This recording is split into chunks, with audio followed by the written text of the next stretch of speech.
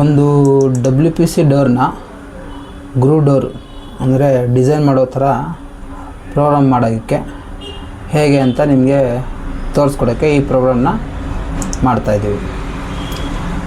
First create size ಮಾಡಿಕೊಂಡು ಇಂಚಸ್ಸಲ್ಲಿ 78 height 27 width ಬರುತ್ತೆ ಡೋ size. MML ತಗೊಂಡು ಓಕೆ ಕೊಟ್ಟು ದೊಡ್ಡದು ಮಾಡ್ಕೊಳ್ಳಿ. ಬಿಟ್ ಮ್ಯಾಪ್ ಟು ವೆಕ್ಟರ್ ಅಂತ ಟೂಲ್ ಬರುತ್ತೆ, ಅದ್ರ ಮೇಲೆ ಕ್ಲಿಕ್ ಮಾಡಿದ್ರೆ ನಿಮಗೆ ಔಟ್ಲೈನ್ಗೆ ಒಂದು ಪಾಲಿಲೈನ್ ಕ್ರಿಯೇಟ್ ಆಗುತ್ತೆ. ನಾವು ಯಾವುದೇ ಥರದ ಬಾತ್ರೂಮ್ ಡೋರ್ಗಳನ್ನ ಗ್ರೂ ಹಾಕೋಬೇಕಾದ್ರೆ ಕನಿಷ್ಠ ಪಕ್ಷ 5 ಇಂಚು ಬಾರ್ಡ್ರ್ ಹಾಕ್ಕೋಬೇಕು. ಔಟ್ವರ್ಡ್ಸು ಶಾರ್ಪ್ ಇಟ್ಕೊಂಡು 5 ಇಂಚ್ಗೆ ಬಾರ್ಡ್ರ್ ಹಾಕ್ಕೊಂಡು ಆಫ್ಸೆಟ್ ಮಾಡ್ಕೊಳ್ಳಿ. ಔಟ್ಸೆಟ್ ಮಾಡಿದ್ರೆ ಔಟ್ ಬರುತ್ತೆ. ಕಂಟ್ರೋಲ್ ಕೊಟ್ಟು ಮಾಡಿ ಇನ್ವರ್ಡ್ಸಲ್ಲಿ ಹಾಕಿ ಈ ಥರ ಬಾಕ್ಸ್ ಕ್ರಿಯೇಟ್ ಮಾಡ್ಕೊಳ್ಳಿ. ಕ್ಲೋಸ್ ಕೊಡಿ. ಈ ನಮ್ಮ ಡಿಸೈನ್ ಬಂದು ಕ್ರಿಯೇಟ್ ಮಾಡ್ಕೋಬೇಕಲ್ಲ, ಒಂದು ಪಾಲಿಲೈನ್ ತಗೊಳ್ಳಿ, ಒಂದು ಸ್ಟ್ರೈಟ್ ಲೈನ್ ಹಾಕ್ಕೊಳ್ಳಿ. ಈ ಥರ ಆಫ್ಸೆಟ್ 70 mm 1 2 3 4 ಲೈನ್ ಬರುತ್ತೆ. 3 ಲೈನ್ ಬರುತ್ತೆ.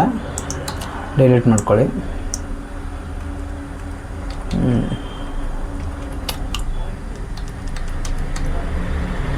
ಇದನ್ನು ಒಂದು ಡೌನ್ ಬರುತ್ತೆ. 1 2 3 4 5 6 7 8 9 10. 1 2 3 4 5 6 7 8 9 10.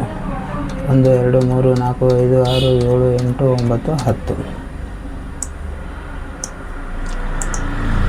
ಕಾಪಿ ಪೇಸ್ಟ್ ಮಾಡಿ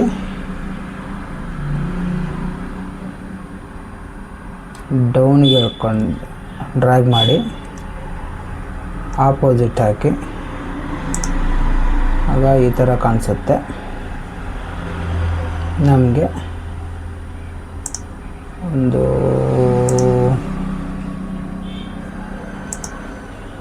100 × 100 ಬಾಕ್ಸ್ ಹಾಕ್ಕೊಳ್ಳಿ.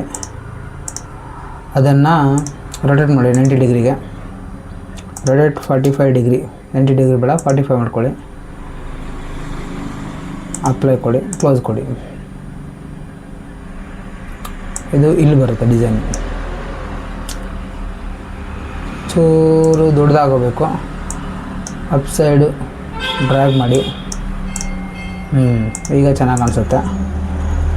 ಚೂರು ಡೌನ್ ಮಾಡ್ಕೊಳ್ಳಿ.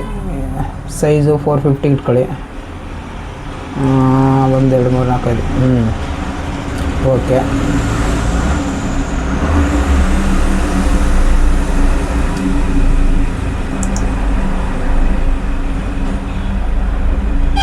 ಕಾಪಿ ಪೇಸ್ಟು ಸೆಂಟ್ರ್ ಬರುತ್ತೆ. ಇದನ್ನು ಡ್ರ್ಯಾಗ್ ಮಾಡಿ 450 ಇಟ್ಕೊಳ್ಳಿ.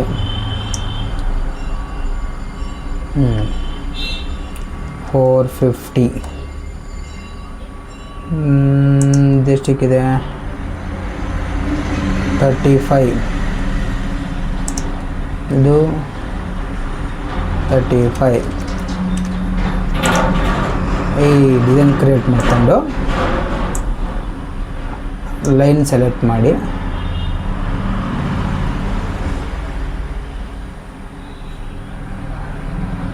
ಟೂಲ್ ಪಾತಲ್ಲಿ ಬಂದು machine alarm tool path save ಮಾಡಿ 5 mm ಡೆಪ್ತ್ ಕೊಟ್ಟು 5 mm ಬಿಟ್ ಸೆಲೆಕ್ಟ್ ಮಾಡಿ end mill material set okay ಕೊಟ್ಟು ನಾವು ಅಂತ ಕೊಟ್ಟರೆ ಪ್ರೋಗ್ರಾಮ್ ರೆಡಿ ಆಗುತ್ತೆ. ಕ್ಲೋಸ್ ಮಾಡಿ ಸೇವ್ ಮಾಡಿ. ಇದನ್ನು ಫೈಬರ್ ಡೋರ್, ಫೈಬರ್ ಗ್ರೂ ಹಾಕ್ಕೊಳ್ಳಿ. ನಿಮಗೆ ಇಷ್ಟ ಬಂದಿದ್ದು ಹಾಕ್ಕೊಂಡು ಮಿನಿಮೈಸ್ ಮಾಡಿ. ಇಷ್ಟು ಮಾಡಿದ್ರೆ ಪ್ರೋಗ್ರಾಮ್ ಮುಗೀತು.